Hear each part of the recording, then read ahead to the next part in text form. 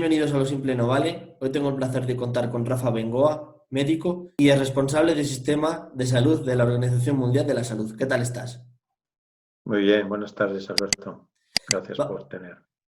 De nada, a ti sobre todo por colaborar conmigo. Vamos a hablar un poquito sobre la actualidad del coronavirus y cómo está afectando ahora mismo a España, cuando se ve algún atisbo de que pueda cambiar esto un poco, se ve un poquito la salida, cómo está un poco el colapso de hospitales y las UCIs. Y hablar un poco sobre ello. Y la primera pregunta que te voy a hacer, estamos en la actual segunda ola del coronavirus. Sí, estamos claramente en una segunda ola y la situación en general es mala en toda España. Eh, Todos los indicadores, incluso en aquellos que comentan que están avanzando en la buena dirección, todos los indicadores son demasiado altos como para pensar que medidas, digamos, medio diluidas vayan a funcionar. Es probable que haya que hacer cosas cada vez más fuertes y probablemente estemos yendo hacia un confinamiento de nuevo, aunque no sea de la misma extensión y digamos, fuerza del primer confinamiento, pero confinamiento será. 368 fallecimientos ayer, casi 22.000 contagios. ¿Por qué crees que son las principales causas de que estemos hoy en día así? Pues al descender y funcionar el primer confinamiento, en junio se tomó una decisión, yo creo que por parte de las autoridades y por parte de todos los ciudadanos españoles de que el virus estaba bajo control cuando no lo estaba. El virus sabemos de muchas otras epidemias que hay que considerarlo como permanente mientras está ahí. También hay permanentes, pero ya los tenemos bajo control, la polio, la tosferina, el sarampión, etcétera, están bajo control, pero este no está bajo control, este está en unos indicadores malísimos en todo el país y por lo tanto hay que actuar más fuerte para llegar a tenerlo como los demás. ¿Hay mucho desconocimiento sobre ello en la actualidad o también crees que ha habido por parte de las autoridades un poco de no tanta previsión o no haber tenido tanta prevención como se debería? Hombre, el desconfinamiento está claro que no ha funcionado y no ha funcionado por dos razones. Una, que es por el comportamiento irresponsable de ciertos grupos de la sociedad que pasan de prácticamente todo y que han sido agentes de infección en sus casas, en los bares, en las discotecas, en las fiestas, etc. Si a eso le sumas la falta de infraestructura de control epidemiológico, que eso ya dependía un poquito más de las autoridades, de tener un sistema de salud pública local fuerte que pudiera testear, rastrear, hacer un seguimiento de los contactos, aislar los contactos, hacer que sea fácil aislarse, etcétera, pues todas esas cosas han fallado y ha creado una nueva tormenta que se llama segunda ola, y en la segunda ola lo que tenemos que hacer es aprender a no repetir el desconfinamiento de la primera y hacer un desconfinamiento mucho más serio. Hemos sido poco conscientes las personas del problema que iba a acarrear el salir tanto. Tenemos que hacer bastante autocrítica, ¿no? Sí, pero a la vez, digamos, la mayor parte de la sociedad sí ha seguido las reglas de juego para controlar el virus y no por miedo solo, simplemente porque piensan que y han visto que eso es lo que funcionaba eh, en la primera oleada, que un confinamiento en el que hemos estado metidos, pero hay otras partes de la sociedad que probablemente no lo tuvieron mientras estuvieron confinados y al salir ya le perdieron completamente el respeto al virus. Y es un virus que está también matando gente de tu edad, está también afectando a gente Sí. joven. Hoy ha muerto a un otro profesional, un otorrino en Andalucía. Ya tenemos más de 100 muertos de profesionales de la salud. Por lo tanto, perder el respeto al virus no solo es por razones de contagiosidad y de que te puede afectar a ti, es que está teniendo un impacto absolutamente brutal sobre el sistema de salud. El cambio de estación que ha habido de verano a otoño y el posterior que se va a producir en diciembre de otoño a invierno, ¿cuánto esto puede hacer o cuánto tiene la culpa de que se incrementen los casos? Sí, ha creado nuevas condiciones. Al volver del verano y volver a abrir universidades, colegios, trabajo, bares, discotecas, etcétera, ocio nocturno, todo eso ha creado un clima favorecedor al que le tienes que sumar la idea de que ahora ya no estamos tanto en la calle, sino buscamos espacios más cerrados, y a este virus le gustan mucho los espacios cerrados para transmitirse. Por lo tanto, lo que es importante es que el otoño y el invierno van a ser muy duros porque son de espacios cerrados y estamos rodeados de un virus, y hay que darse cuenta simplemente que no hay refugio. Este virus no nos permite refugiarnos en ningún sitio, y por lo tanto necesitamos estar muy focalizados en contraatacarlo. Comenzó el curso escolar. ¿Crees que también ha sido también uno de los incrementos de contagios los colegios, universidades e institutos? Las universidades, no en el momento de docencia universitaria, porque las universidades han montado bien todo lo que es el distanciamiento social y la apertura de las universidades, pero obviamente los colegios mayores, las fiestas, etcétera, todo lo que es, llamémosle, extra universitario, pero vinculado a la vida universitaria, ahí ha habido muchísimos contagios y muchísima irresponsabilidad. Se habla mucho de llegar a una inmunidad, que el número de contagios en España se incremente hasta una cifra, que se produzca esto. ¿Crees que esto se va a producir pronto o cómo se gestiona todo esto para que se pueda producir esa que denominan inmunidad? Bueno, la inmunidad de rebaño, que se llama, no se va a lograr más que con la vacuna. La vacuna es la que nos va a permitir vacunar a un 70-75% de la población, y entonces alcanzaremos la inmunidad de rebaño, y eso es lo que permite no hacer desaparecer el virus, pero tenerlo bajo control, con más vacunas según van saliendo, cada vez más eficaces, y por lo tanto con el tiempo lo tendremos bajo control. Pero este año no hay inmunidad de rebaño hasta que tengamos el 70% de la población vacunada. ¿Cuándo crees que pueden llegar las primeras vacunas? Descubiertas ya a final de diciembre, para Navidad, enero.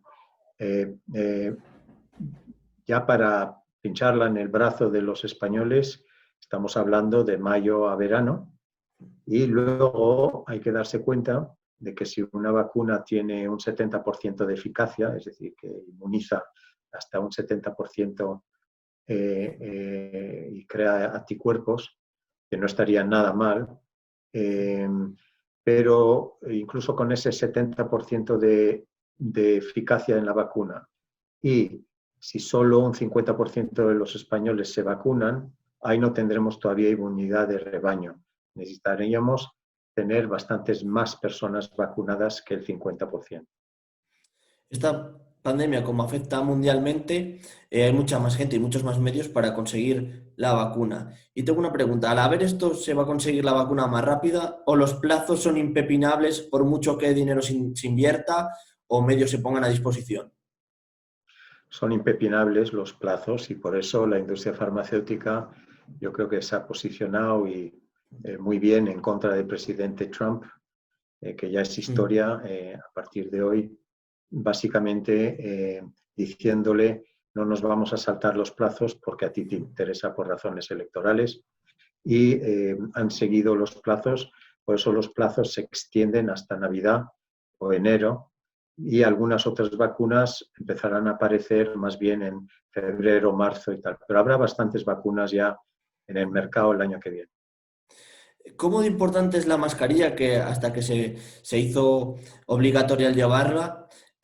¿Cuánto crees que puede llegar, o para hacernos una idea, a gente que no tenemos, que no sabemos mucho, el que pueda salvar vidas o no salvar tantos contagios? Bueno, la mascarilla ha sido fundamental en España. De hecho, eh, se ha empezado a utilizar masivamente la mascarilla en España antes que otros países, antes que Francia, antes que Inglaterra, en términos generales, ¿no? Sí. Eh, el problema es que muchas personas pues, la usan de día y se la quitan de noche y salen de fiesta. Entonces, no sirve para mucho la mascarilla en ese momento. Pero la mascarilla nos está permitiendo controlar la transmisión en parte, pero no es suficiente. La tienes que acompañar con muchísimas otras medidas. ¿Crees que se van a llegar a colapsar las UCIs como se colapsaron en la primera ola? En algunas partes de España ya están colapsadas porque eh, el colapso no es solo un colapso que se debe medir en función de qué porcentaje de camas estás utilizando para las UCIs, que sea un 40, 50, 60. Es que el colapso se tiene que medir en función del número de otras operaciones que has tenido que retrasar, de otros pacientes que no puedes atender, que no son COVID, etcétera.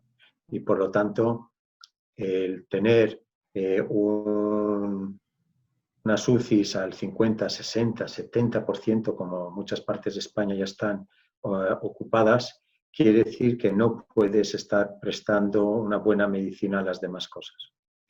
Me lo has mencionado al principio de la entrevista, lo del confinamiento. ¿Crees que va a ser inevitable que nos confinen a todos otra vez en nuestras casas como pasó hace unos meses? Pues eso es lo que tienen que decidir. Yo creo que están comentando ahora de que hay que esperar 2, 3 semanas más para evaluar si estas medidas restrictivas que se tienen hoy van a funcionar o no van a funcionar. Hay mucha gente que quiere priorizar la economía y piensa que la economía se va a poder recuperar mejor si se sigue una estrategia de abrir, cerrar, restringir un poco, pero volver a abrir, etcétera, versus una segunda estrategia que es la que nos están, las que estamos viendo que está funcionando en Oriente, en Corea del Sur, en Australia, en Nueva Zelanda, Israel, que es un confinamiento severo de 5 o 6 semanas, no tan drástico como el primero, pero que eso es lo que parece que funciona. Y lo que es interesante es que algunos de esos países ya están recuperando su economía porque han confinado. Sí, la verdad. Y te quería preguntar también, ¿crees que ante la falta de vacuna la única solución posible es el confinamiento en nuestras casas? Yo pienso que sí, yo creo que hay que seguir la estrategia oriental, que es un confinamiento en domicilio. Eh, Quizá hay que tomar una decisión sobre si a la vez se permitiría ir a los niños al colegio, pero en principio lo más lógico con los datos que se tienen hoy, muy, muy graves en toda España, hoy el 11 el 6 de noviembre, es evidente que lo ideal sería un confinamiento domiciliario. Lo que estábamos hablando del confinamiento es, está llegando a muchísimas cifras de contagios, número de muertos. Europa ya lo ha establecido. ¿Crees que vamos un poquito a lo que estamos diciendo por detrás y teníamos que haberlo actuado hace un par de semanas, haberlo hecho? Probablemente sí. Yo creo que eh, las estrategias que estamos siguiendo eh, de mitigación parcial, con restricciones parciales del movimiento, etcétera, se van a evaluar, pero no están, parece, funcionando ni en algunas partes de Estados Unidos que se han puesto a ellos, no a nivel todo el país, pero algunos. Y en Europa, en ningún país parece que ha controlado la epidemia de forma importante, con unas cifras ya aceptables, haciendo una política de mitigación light. Y por último, te quería preguntar, eh, vamos, lo que has dicho de la vacuna, que se prevé para finales del año que viene, mayo, ¿crees que el confinamiento va a durar bastante más de lo que nos creemos? Como la otra vez pasada, que cada 15 días lo renovaban, pero al final duró mucho más de lo que se esperaba y tiene pinta de que no se va esto a corregir en un rato, por así Depende, decirlo. sí. Hombre, el confinamiento en Melbourne, en Australia, el confinamiento de Nueva Zelanda, de Corea del Sur, de Israel, han sido confinamientos serios. En algunos casos han durado 5, otros 6 semanas, 7 semanas, pero han tenido un impacto muy, muy grande sobre el control de la epidemia.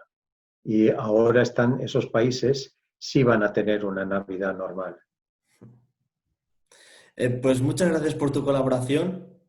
Desearte mucha salud y que sigas bien y mucha suerte a la gente y que tengamos cabeza de que esto va para largo y que si queremos todos tener salud y que nuestros familiares tengan salud, pues tener un poquito de cabeza todos. Muchas gracias a ti, Alberto. Un saludo, también salud para ti. Pues muchas gracias y un abrazo enorme. Chao, Nos chao. vemos. Adiós.